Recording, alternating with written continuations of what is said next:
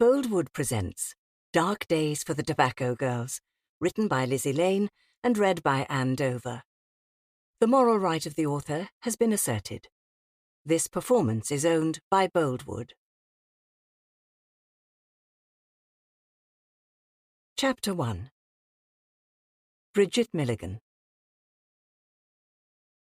The news from the British Expeditionary Force in France was bad, and spread like wildfire, flashing from town to town, house to house, and family to family.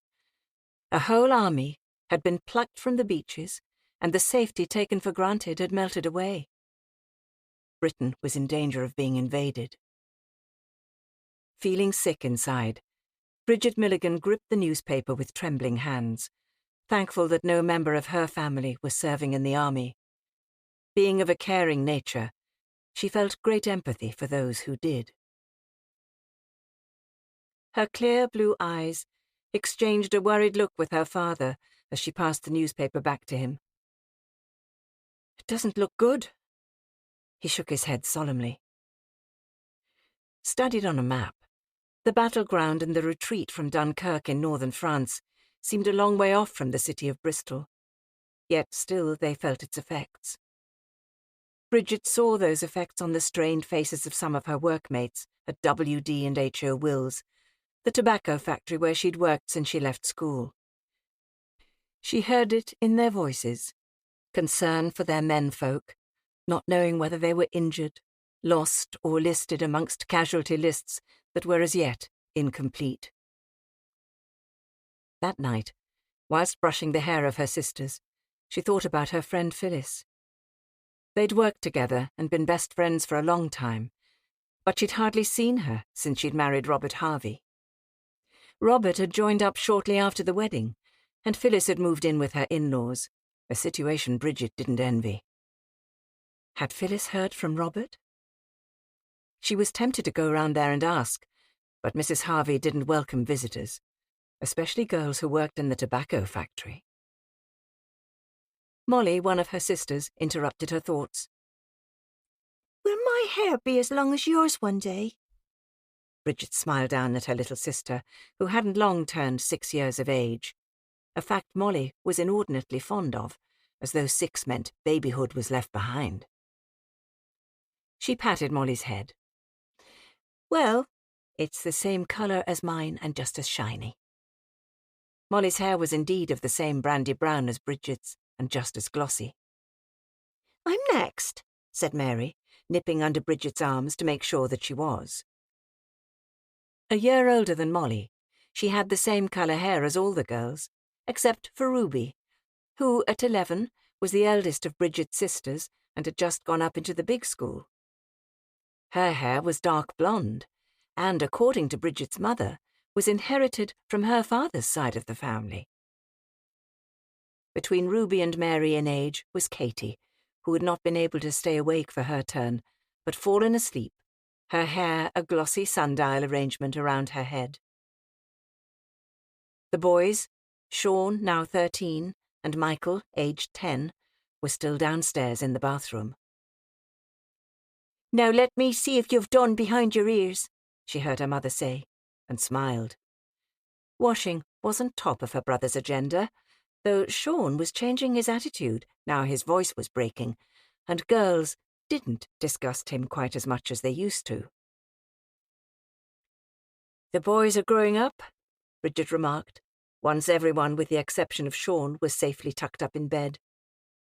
She was standing with her mother, drying the dishes, whilst her mother washed them in a mixture of flakes of sunlight soap and a handful of soda. "So are you," murmured her mother with a sidelong look. "They're not the only ones to have had birthdays." This year had been Bridget's 20th birthday, but she was wise enough to know there was more to her mother's remark than it being another year gone by. There was no young man walking out with her, none she'd invited home, and none she'd ever mentioned. None that were local, anyway. There were only the letters, infrequently nowadays, from Lyndon O'Neill, an American, the wealthy owner of a Virginian tobacco plantation. She'd formed a bond with Lyndon from the very first time they'd met, But the war had intervened in their relationship, and he'd gone back to the United States with his parents, wealthy people with great ambitions for their son, which did not include a factory girl. Bridget knew very well where her mother's words were leading. "I'm not an old maid yet." Her mother raised her hands from the suds and watched as her fingers dripped hot water, a slight frown worrying her brow. "Don't aim too high, Bridie," she said gently, using the familiar name Bridget was always called at home. "I'm not aiming anywhere." Bridget couldn't help the sudden sharpness in her voice. Lyndon had swept her off her feet, but she still harboured fears about falling in love with anyone. She'd watched her mother give birth and also miscarry, saw the pain and vowed she would never go through childbirth if she could possibly help it. The terrible events on the beach at Dunkirk took the preparations for war up a gear. Fear and justifiable alarm spread. It felt as though a black cloud lay heavy on the land. France had fallen, and according to Mr. Churchill, the new Prime Minister who'd taken over from Mr. Chamberlain, England was next. As a consequence, it was only a few weeks later that Bridget's father persuaded her mother that the children should be evacuated. Her mother cried at the thought of being separated from her youngest children, but responded to her husband Patrick's common-sense statement. On the allotted day of evacuation, Bridget took the day off work to help with getting the kids ready to be evacuated to a place where there were no docks, no important railway links, and no aircraft factories. Bristol was such an obvious target. Temple Mead Station heaved as though every child in Bristol had flocked there, gas masks in cardboard cases hanging from strings around their necks, bags or cases clutched in tight little hands. The noise was deafening. People shouting, children crying, chattering, laughing, and all against the tooting and steaming of great locomotives like the Bristol Castle and the Truro Castle, named after places built to fend off enemies.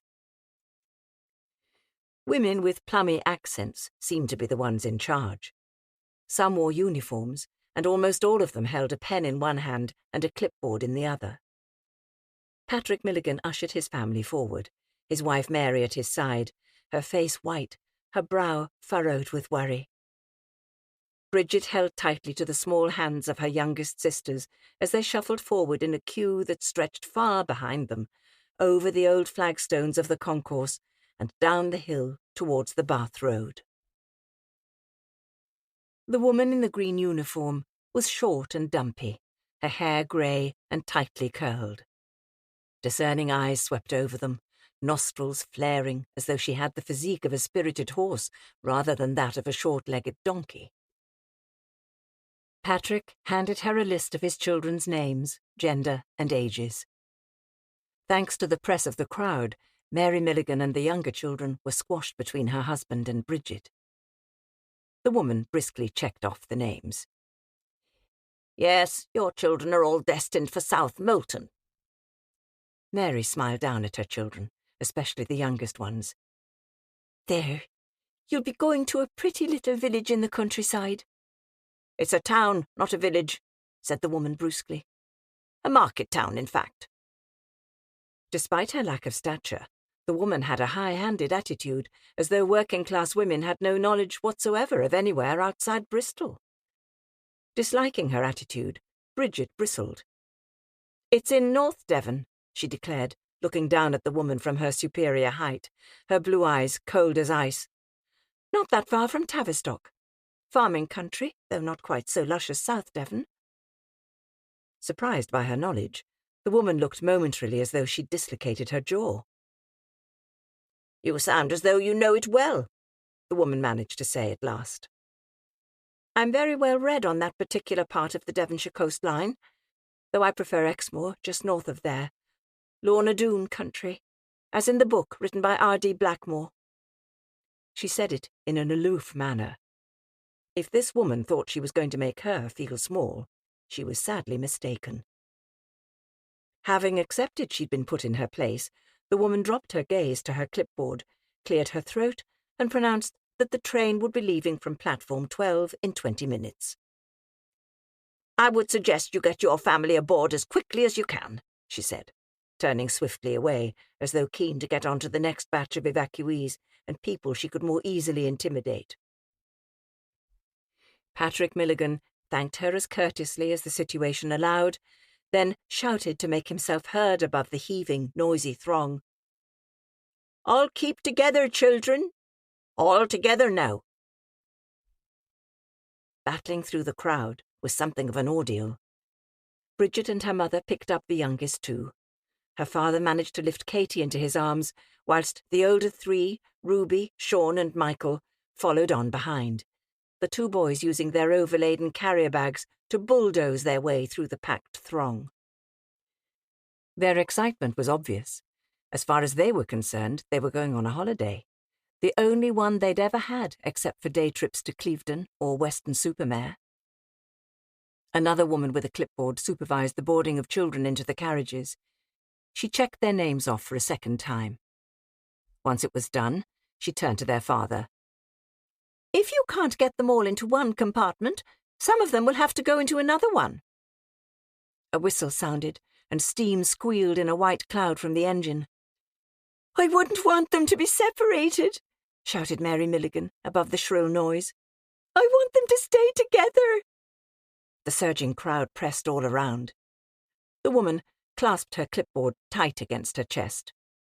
"Get them aboard! They can at least travel together. What happens at their destination is another matter entirely, and it's very likely that they will be split up.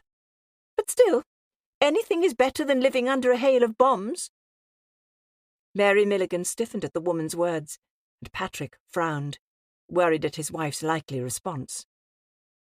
The excited chatter of other children already on the train was infectious. "Look at all of them kids!" shouted Sean. Michael looked, and being one to always look on the bright side, added, "Hope they all play football." The girls began to take an interest.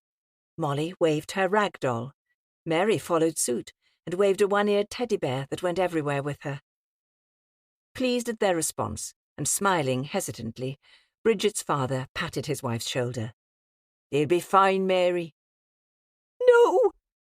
The rest of what Mary Milligan said was drowned out with the sound of steam squealing from the engine. "I don't want them separated," she shouted.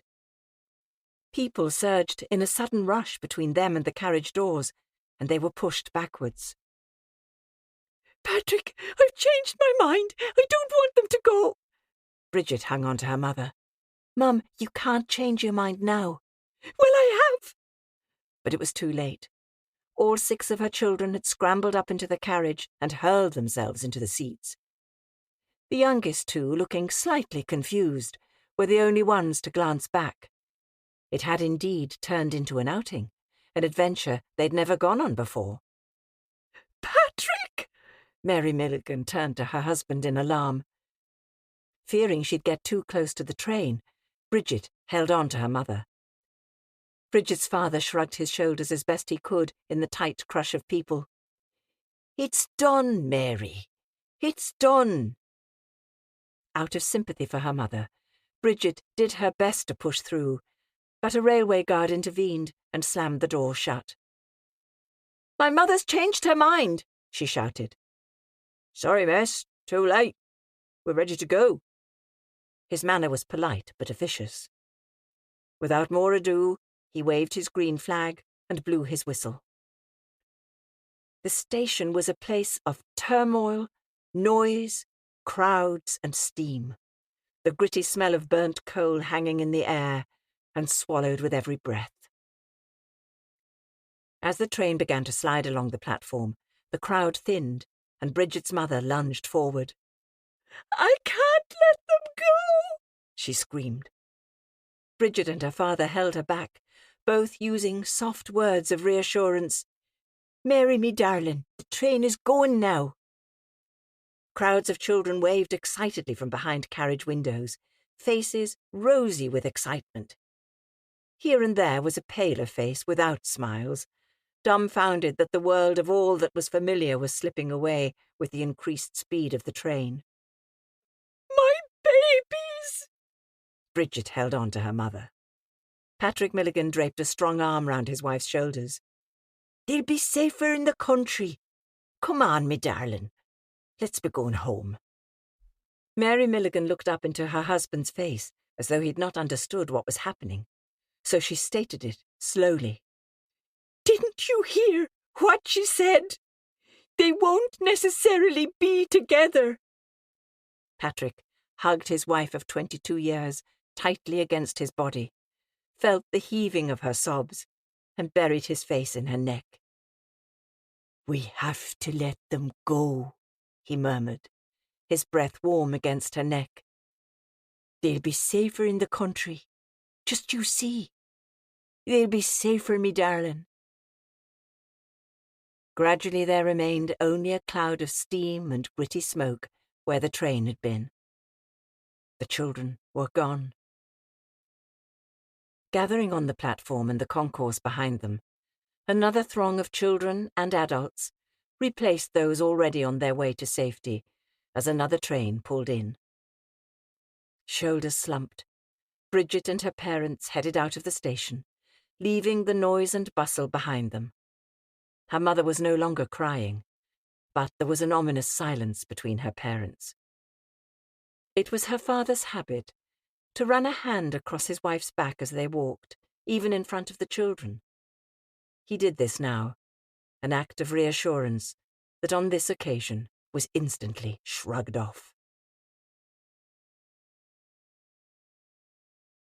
Chapter 2. Maisie Miles. Since the very first time they'd met, when Bridget and Phyllis, who were 3 years older than her, had labelled themselves the 3 M's, Maisie had regarded Bridget as a voice of calm in the midst of a storm, the sensible one when everyone else was running round like headless chickens. Not so this week, when Bridget had been very down in the dumps. Even offers to go out and paint the town had met with disinterest, which was a great shame. Maisie eyed Bridget and thought back to the days when she'd started work at the factory. She'd been glad of the money, but more so of the friendship. Phyllis and Bridget had taken her under their wing, her, a scruffy kid from the dings. She owed both of them her support in any way she could. It seemed an age since she'd lived in York Street. Her mother was dead now, but Frank Miles, her stepfather, was still around. Rather than stay in the old house, she'd taken Aggie Hill up on her invitation to move into the Llandogger Trow, a spooky old place next to the water. Aggie's husband, Curly, who was actually as bald as a new-laid egg, ran the pub, whilst Aggie continued to work at the tobacco factory. She reckoned the pair of them would kill each other if they had to spend 24 hours a day together. There was plenty of life in the Llandogger, as it was more commonly called, a black-and-white timbered pub on the Welsh Back, an ancient quayside where wood for shipbuilding used to be unloaded from barges called trows, which came down the rivers Severn and Wye from the Forest of Dean. Maisie had been over the moon when her stepfather, Frank Miles, had gone inside for thieving just before the last Christmas. For a time she thought she could stay in the house at York Street. Unfortunately, it wasn't for long enough. In order to gain his freedom, Frank had shopped Eddie Bridgeman, a nasty criminal who was into a lot of nasty things to the police for receiving. A terrified Maisie had fled, and Aggie had offered her a room. Even if Frank didn't go back to the old house, there was Eddie Bridgeman to think about. An arch-criminal with his fingers in many pies. Exploitation, nightclubs, protection, and prostitution. He had the money to get out of difficult situations. Eddie might be inside, but his thugs were still out and about. He could also afford good lawyers, so his term in prison wasn't likely to last for too long. And when he got out, he'd be out to get Frank, who would run like a rabbit and dive into the deepest hole he could find. That's where the problem was. No matter that she hated her stepfather, Eddie Bridgeman would assume she would know where he was. Fleeing York Street had made sense. Hopefully, neither of them would track her down. Whilst these thoughts whirled around her head, Maisie kept working, concentrating on stripping the tobacco leaves. She was making good progress. She glanced at the leaves piled in front of Bridget. Her mild-mannered friend was usually way ahead of her, but today, and most of this week, her movements seemed lethargic. A little nudge was in order. She was sure she wouldn't mind her being concerned she would get her pay docked. The Milligans were a big family, and although she'd never mentioned as such, her wages were vital. As gently as possible, Maisie informed her that she was falling behind. At first, there was a round-eyed stare, as though she'd been caught out doing something quite outrageous. Then the legs of her stool screeched across the floor, making Maisie's teeth set on edge, and she was gone. Maisie put up her hand to get Aggie's attention, letting her know she was off to the cloakroom. When she got there, Bridget was leaning against the sink, the light from the frosted windows touching her face with porcelain clarity, a handkerchief held to her nose. Maisie snuggled up close to her, folded her arms, and gave her a dig in the ribs. "Come on, old mate. A problem shared and all that?" Bridget chewed her lips and looked down at the floor. "Everything seems so strange. The house is so quiet, and my mother doesn't stop crying. My dad tries to raise her spirits. She's all right for a time, and then she's downhill again." "I'm not surprised. Poor woman's got nothing to do without them kids around." Maisie was her usual, outspoken self. Although used to Maisie's frankness, Bridget didn't let it wash over her as she often did. "What do you know about my mother, or the rest of my family? I'll thank you not to make comment about something you don't know." The sharpness of her response was surprising, but Maisie kept her head. Her words were ice cold. "I know nothing about your family or having a mother like yours. I ain't got one." Bridget's comment had smarted, and although Maisie wanted with all her heart to support her friend, there was no point offering sympathy where none was likely to be taken. So she turned away. "No." Bridget grabbed her arm. "I'm sorry, Maisie. I didn't mean to say that." There was genuine affection in Bridget's eyes. Maisie saw it there, and although her intention had been to march off in a huff, that look rooted her to the spot. "No," Maisie said softly. "I know you didn't. Time to get it off your chest." "'Tisn't easy. I know Mum would have them back in a trice if Dad would let her." "That'd be daft," said Maisie, shaking her head. "There's a lot of parents in Europe who wish their children had been evacuated before the bombing began." She detected an instant change in Bridget's manner, as though such an observation had not occurred to her before. A faint smile that promised to spread flickered at her lips. "You're right, Maisie Miles. But then you usually are." Back in the stripping room, their workmates sang and hummed along to the songs on the wireless. Maisie exchanged a barely perceptible nod with Aggie, who had also been aware of Bridget's low mood. "Here is the news." All hands stilled in their work. All conversation ceased. The news' main topic was the evacuation from France. There were mothers, wives, and sisters who knew for certain that their men had survived the evacuation of Dunkirk. To date, 300,000 men had been rescued. A few still awaited news, and Maisie's heart went out to them. She herself had no relatives involved, but understood their feelings. Each item of news was abrupt and delivered without a trace of emotion. France, Norway, and attacks on Atlantic convoys bringing much-needed supplies. A switch to North Africa, and ships lost in the Mediterranean. Raids on Gibraltar and some little island few had heard of, called Malta.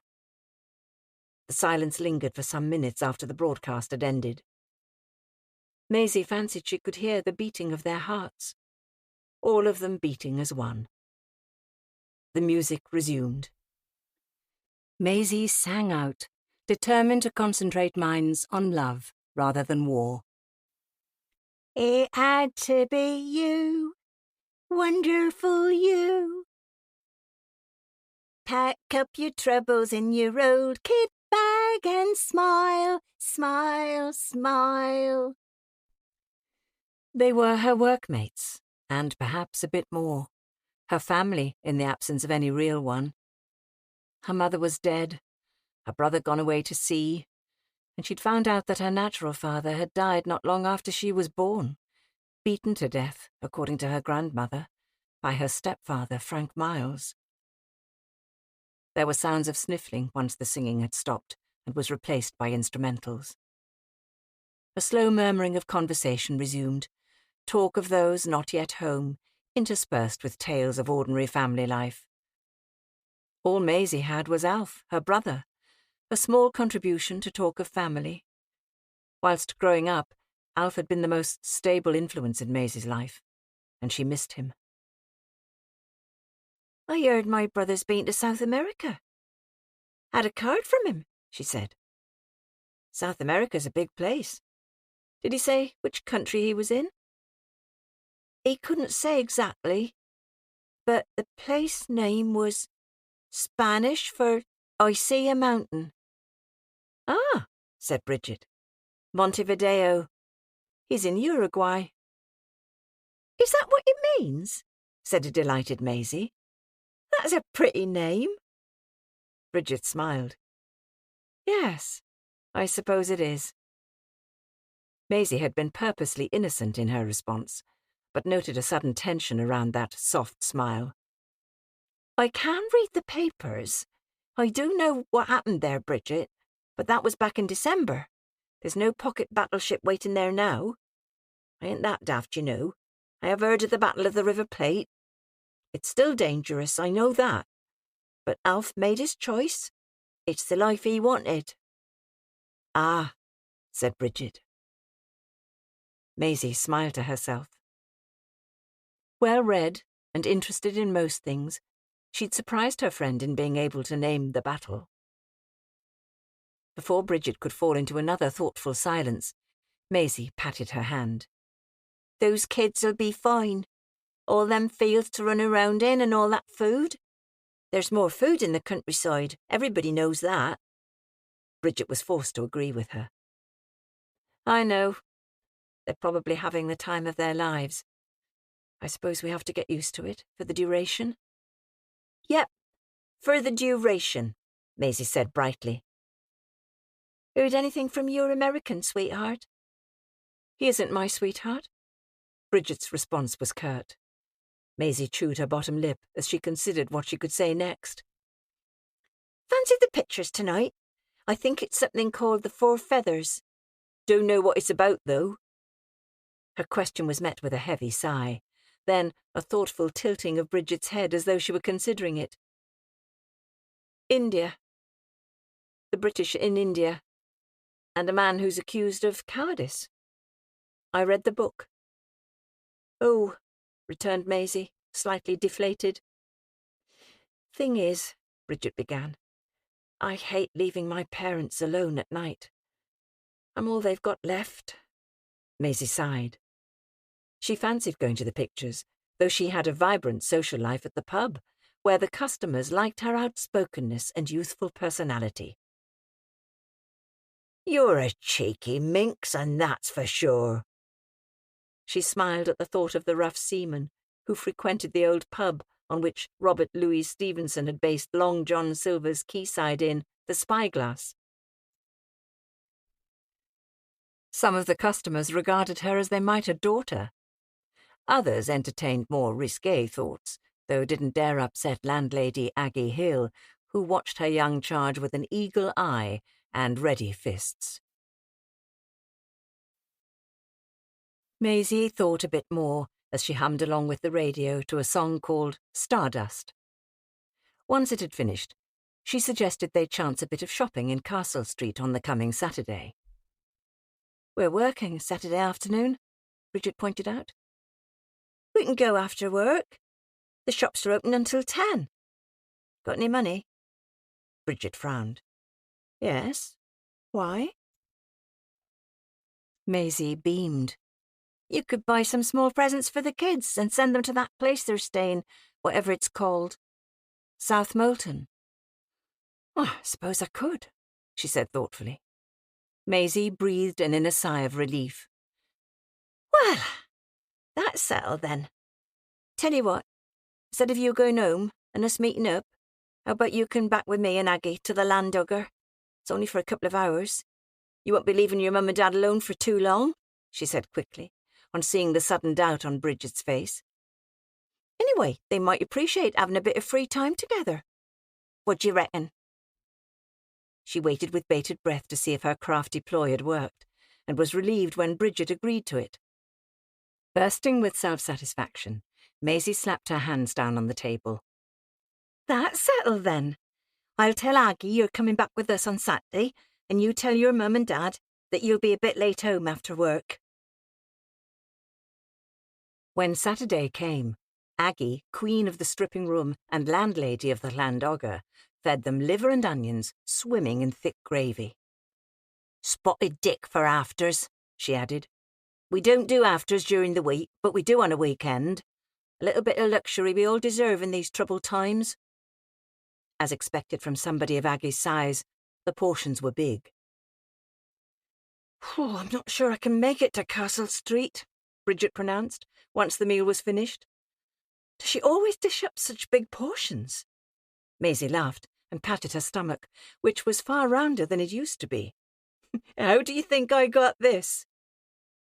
Even though goods were scarce and shop windows were unlit, the shopping area in and around Castle Street was busy. Crowds of people, some in uniform, were taking advantage of a fine evening in May before darkness descended and everything was pitch black. Some deep-seated instinct told Maisie that all this jollity was a brittle veneer, and that beneath the surface these people were afraid. The news from France had affected everyone, and the distance between England and France was very small indeed. Just 22 miles of the English Channel. Rumours were rife that an invasion was imminent. Maisie wasn't the only one aware of the electric atmosphere.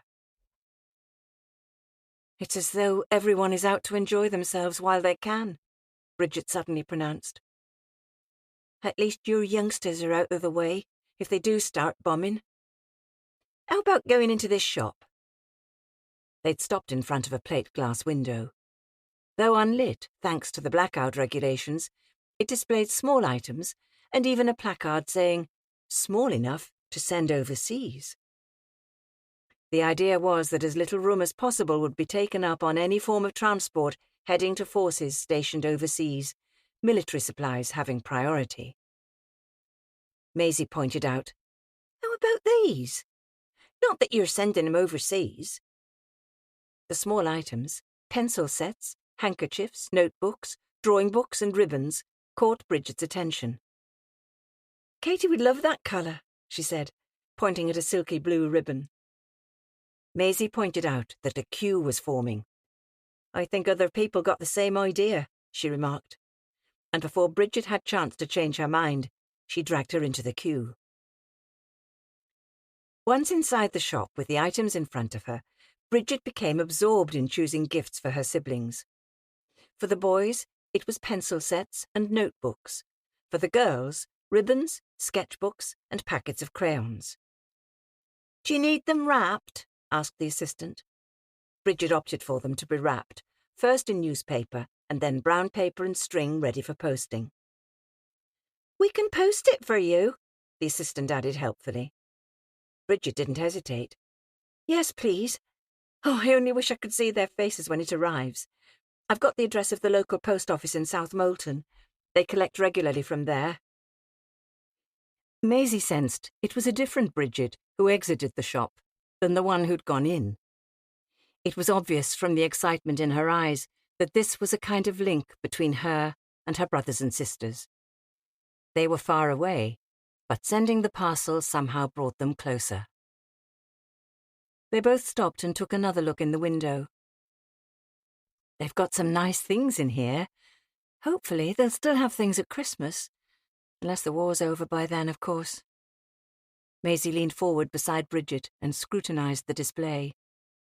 They'll still be here, and Christmas'll happen as it always does, no matter what. They stood for a few minutes admiring the display. Other people were also looking, their faces mirrored in the plate glass, just as theirs were.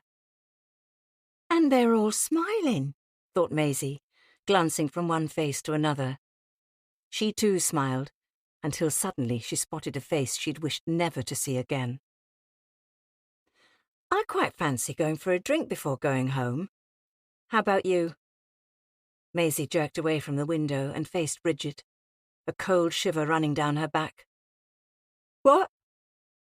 It was obvious from her expression that Bridget noticed the sudden pallor of Maisie's face. What's wrong? Nothing. I was miles away. What was it you said? I suggested we go for a drink at the Bear. What do you think? Maisie recovered quickly. Yes, she said with more enthusiasm than she actually felt. Yes, why not? Her eyes scanned the crowds as they moved away from the shop window. The face she'd seen was no more. Perhaps I was imagining it, she thought to herself. For reassurance, she slipped her arm into that of Bridget's. Not once did she look over her shoulder, for fear she hadn't been imagining things, for fear that she really had seen Frank Miles, the man she hated most in all the world. Chapter 3. Phyllis Harvey. Phyllis woke up and immediately clamped her eyes shut again. The sight of the dull green curtains hanging at the bedroom window made her feel sick, a stark reminder that she was living with her in-laws in Bedminster Road. She'd been dreaming she was somewhere else, where the curtains were rose-coloured, and the room far prettier than this one. Perhaps it might have been more bearable if Robert had not gone away to fight, leaving her to fend off both boredom and the ongoing whining and barely concealed dislike of Robert's mother. In her head, she was her old bubbly self, her Titian hair gleaming, her greyish-green eyes shining, her lipstick, powder and clothes exactly the right colour to suit her porcelain complexion. In the dream, she could hear her mates, Bridget and Maisie, laughing and singing as they walked along the prom at Weston-super-Mare last September. It had been the firm's outing, and to her mind, her last really happy time before marrying Robert Harvey, because she had to. It was shortly after the trip that she'd begun typing lessons in a bid to better herself, only she'd got much more than that.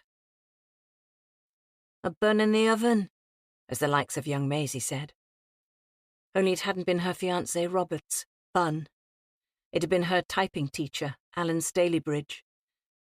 Luckily for her, pregnancy had coincided with Robert insisting they get married. Robert had always made the decisions in their relationship, rather than ask her opinion, and in this instance she welcomed it. To do otherwise, she would have been ruined. Now here she was, married to a man she didn't love, heavily pregnant and living with his parents. His father, Tom Harvey, she could stand. His mother was an entirely different matter. A dried-up stick of a woman who found fault with everything she did. Phyllis sighed and turned over in bed. Oh, how she wished she was still working. Although most women gave up work when they got married, others continued, and even when expecting, continued to work for the allowed time of up to 6 months. Robert had insisted that no wife of his was going to work. So that was it. Would things be better if Robert was here? Phyllis frowned and tried to remember how it had been with him. Nothing very eventful came to mind, except that she recalled no softness, no real signs of affection. She turned to Alan for that. A one-night stand that she'd wanted to be much more. He'd shot off even before she'd found out she was pregnant. Just a fleeting moment that she'd wished had been so much more. Robert had assumed the child was his, conceived on their honeymoon, so at least her reputation had been saved. It was accepted that a girl wanted to save her reputation, but she wasn't so sure about that now. She'd been unhappy ever since tying the knot. She squeezed her eyes more tightly shut, as if that alone might blot out the grinding whir of the alarm clock when it struck 7:30. Robert's mother insisted everyone was out of bed by 7:30, though stretched it on Sunday to 8 o'clock. Breakfast was only available within that sacrosanct first hour. "If you can't be bothered to get up, there's no breakfast. I've no time to wait on people." Hilda Harvey's voice jangled the nerves, just like the alarm clock. Suddenly, there it was, rattling and jangling, vibrating across the bedside table as though it had suddenly sprung legs. Phyllis slammed it into silence with the palm of her hand so hard that it hurt. She sighed, tucked her hands behind her head, and stared up at the ceiling, visualizing what her life might have been if she hadn't got hitched so hastily. But then it was a case of needs must. Robert had insisted on it before he went to war. When she'd announced her pregnancy, only 6 weeks or so after their honeymoon, Robert had preened, accepting that the child was his. From the very first, suspicion lurked in Hilda Harvey's eyes.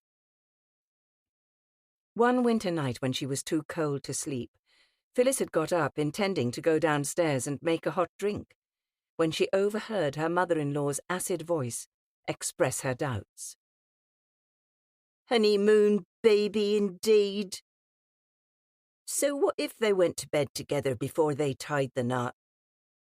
Her father-in-law was yet again sticking up for her in that calm voice of his, and she had blessed him for it.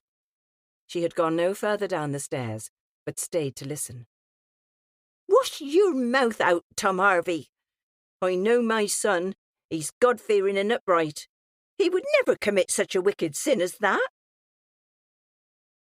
Even from this distance, she had heard poor Tom Harvey's heavy sigh.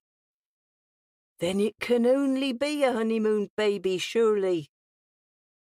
Heart in her mouth, she had waited for the answer. It wasn't long coming. "He's married beneath himself. I told him so, but he'd made his mind up. She's of the lower orders, just a common factory girl. What can you expect?"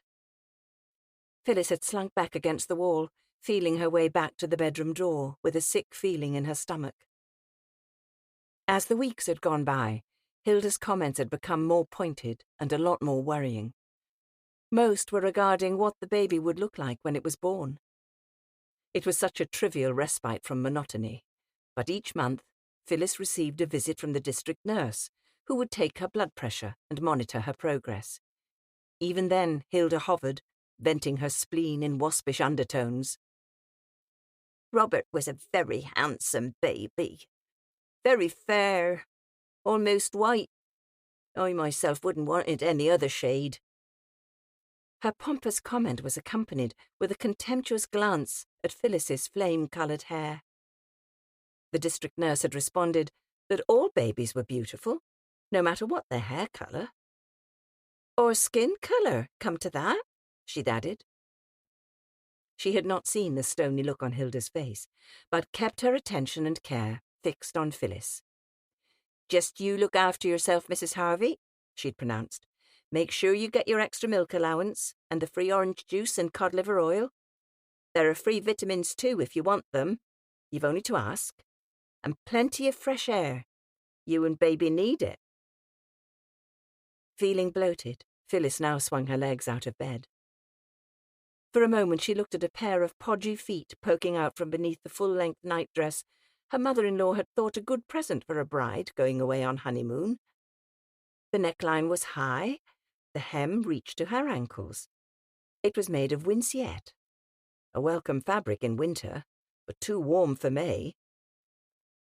Her ankles were puffy, and her pregnant stomach obscured the upper half of her thighs. In her dream, She'd been slim again, and off for a night out with her mates at WD and H.O. Will's. My, what wouldn't she give to be back working in the stripping room? The music on the wireless competing with the booming voice of Aggie Hill. Aggie was statuesque, broad in the beam, and had arms the size of hams. Like a mother hen, though of far larger proportion, she took care of her girls, her chicks, as she called them. The dream had been no more than that, and left Phyllis longing for the old times when she could see her feet and dance all round the stripping room, out of the door and along East Street with her best friends. They'd called themselves the 3 M's, Maisie Miles, Bridget Milligan, and herself when she'd been Phyllis Mason. She was now Mrs. Robert Harvey, a fact she was constantly reminded of by a mother-in-law who seemed to regard her as her son's personal possession. Robert had been posted abroad, presumably to France, though he'd been reticent to tell them the exact details. In his absence, his mother had taken on the role of chaperone and surrogate nurse, as though the unborn child was some kind of valuable for which she was sole custodian, and Phyllis a lockable safe. At least when the baby was finally born, she would have someone to love her, and then it might all be worthwhile. Sunshine streamed into the room when Phyllis pulled the curtains back, and the sky was a crystal blue. She had to get out, escape this oppressing atmosphere for as long as possible. She'd had her 24-week check-up at the clinic, and the next wasn't due until the 28th week, 2 weeks' time. However, the district nurse had told her she could pop in at any time if she had any worries. Excited at the prospect of an unscheduled day out, she hummed as she washed, dressed, and brushed her hair, even chancing a little face powder. Her mother-in-law didn't approve of face powder. Neither did her mother, for that matter. But today, Phyllis felt almost inebriated. Come hell or high water, she was going out. Robert's father wished her good morning when she appeared in the doorway, the breakfast table set out before her. His smile was kind, but there was a weary look in his eyes that had little to do with lack of sleep, more to do with his wife. "It's going to be a nice day," he said, his smile wavering on receipt of a withering frown from his wife. He cleared his throat and turned his attention back to his newspaper. Tom Harvey worked for the local authority. He didn't talk much about what he did, except that it entailed piles of paperwork. The main thing he did talk about, which Hilda seemed keen to hear, was the new council building on College Green. Eventually, a gold unicorn would stand at each end of the roof, just like the ones on the city's shield, which also displayed a ship and a castle, above the Latin inscription Virtue et Industria. It was the one piece of history that Hilda Harvey seemed to have swallowed whole, and couldn't help regurgitating when the chance arose. Virtuous and industrious. That totally describes those who made this city great, she snorted, and made it sound as though she'd put in a lot of effort herself. Tom Harvey looked the part of a council official, his tie and shirt collar tight round his throat so that his Adam's apple bobbed against it when he spoke, as though trying to escape the breath-squeezing confinement. His black hair was plastered to his head with a copious amount of Brill cream, and his moustache looked as though it had been painted on. "Don't take too much notice of my wife," he'd said one day, when Hilda's venom had really got to Phyllis. "Her brain isn't always in tune with her tongue." He'd patted her hand, and although Phyllis didn't quite understand what he meant, for the sake of his kind disposition, she had smiled readily and said that she did. Hilda Harvey winced when he gave her a goodbye peck on the cheek, barely glancing up from the task of slicing bread that was at least 2 days old. "It's fine toasted," she said, as she sawed through the hard outer crust and through the equally hard inner core. "We can't waste anything. My Robert's life might depend on it." Once it was toasted, Phyllis applied a scraping of butter, aware her mother-in-law was keeping an eye on how much she dared use. Ditto marmalade, a pale-coloured watery substance that slid off her knife. Hilda added water when it reached the halfway stage so it would go further. If any more was added, it would be easier to drink it, Phyllis thought. She took a deep breath. I need to go to the clinic. I'm out of orange juice. Hilda's eyes narrowed, her pupils like chips of gravel in her narrow face. Do you now? I could get some bread whilst I'm out. It wasn't that far to the clinic where she collected the things an expectant mother was entitled to. She wanted to go further. She wanted a whole morning out. Phyllis pretended not to notice Hilda's flinty expression. She thought on her feet, her words carefully chosen. If there was one thing Hilda could not tolerate, it was somebody getting the better of her. What was hers and belonged to nobody else. I've heard of bread being left on the shelf, 'cause people ain't been in to claim what's rightfully theirs. Seems daft to me. Might as well claim our share whilst we can, don't you think? Before bread gets rationed too. So far, bread was not rationed, a fact that many were grateful for. But it didn't mean that it wouldn't be. Hilda was aghast. I suppose you'd better, she muttered, her thin lips purple with disdain. What joy! An hour or so at the clinic, plus another hour or so queuing for bread. A whole half day away from the depressing atmosphere of the Harvey household. Would you like me to get a pot of marmalade as well?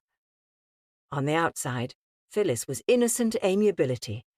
On the inside, she was desperate, like a canary wanting to fly from its cage. Marmalade? Hilda looked scandalized. It was as though Phyllis had suggested dancing nude down the street. We have enough to be going on with. Phyllis helped carry the dishes to the draining board. It'll be nice to get out. It was her one mistake. The moment the words were out, she knew Hilda would adopt a wounded expression. It turned out she was right.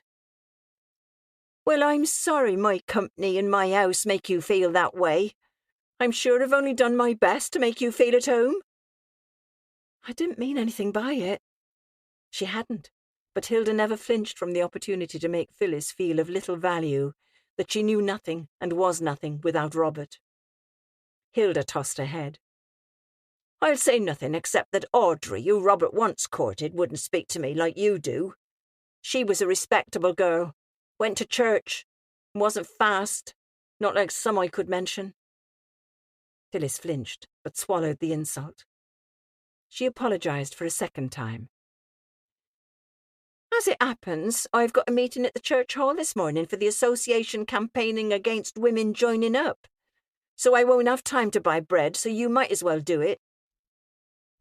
Phyllis felt £5 lighter. She would have her half-day out. Your meeting sounds interesting. The truth was she wasn't in the least bit interested, but Hilda did respond to flattery, her begrudging air hiding her inbuilt smugness. I'm starting a campaign to keep women out of uniform. Men go to war, women look after the home front. She puffed up with self-importance. Our aim is to persuade women not to put on a uniform, not to join the services alongside men. It's not seemly. Phyllis knew it was useless saying that the government were in charge, not her mother-in-law, and that if it was what a girl wanted to do, she would do it. It sounds a very good idea, Phyllis offered instead, and wished Hilda the best of luck with her meeting. No luck is needed, came the sharp retort. God is with us. He knows as well as we do that women were never destined to wear a uniform. Wives and mothers, that's what he meant women to be. They're to look after the family, said Phyllis, as though she agreed with everything said. Feed, clothe, and keep house. Just a loaf, snapped Hilda, fixing Phyllis with a warning look, sour enough to make milk curdle. Take the key from behind the mantel clock. Despite her girth, Phyllis felt like skipping round the room. It wasn't often she got her hands on a key to the front door. Make sure you put it back afterwards, warned her mother-in-law. Without fail, returned Phyllis, and felt a stab of pain that fast faded to nothing. Phyllis gulped the fresh air in deep draughts. It felt so good to be out and away from Hilda's dark shadow. Sometimes she wondered whether her mother-in-law was just a little mad. Hilda Harvey was always complaining about her nerves, and her sweet husband, Tom, tolerated behaviour that was becoming odder and odder. There were occasions when Phyllis caught a worried expression on his passive countenance, as though he knew very well that there was more to her spiteful behaviour than nerves. Sometimes, when Hilda was at her church meeting, he'd relate to Phyllis how she'd once been, and she detected true love shining in his eyes. "She was quite a dish back then," he said, his eyes sparkling in a way she'd never seen them sparkle before. He seemed to like talking to her, but ultimately was defensive of his wife, excusing her manner as being due to the change. There was always an excuse, she thought. At the clinic, Phyllis had collected her free bottle of orange juice and declined the cod liver oil. "Everything all right?" the duty nurse had asked brightly. "Fine," Phyllis had responded, with an equally bright expression. Now Phyllis looked in the window of a shop selling baby clothes and smiled.